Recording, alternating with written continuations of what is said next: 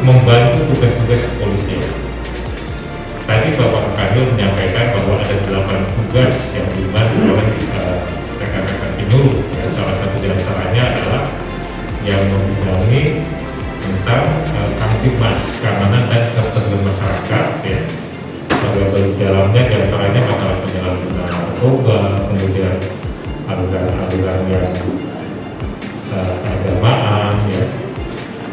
Artinya ini untuk kepentingan saya sebagai Kapolda yang diberikan amanah oleh konstitusi ya untuk menjaga dan memelihara keamanan yang ada di Provinsi Gorontalo.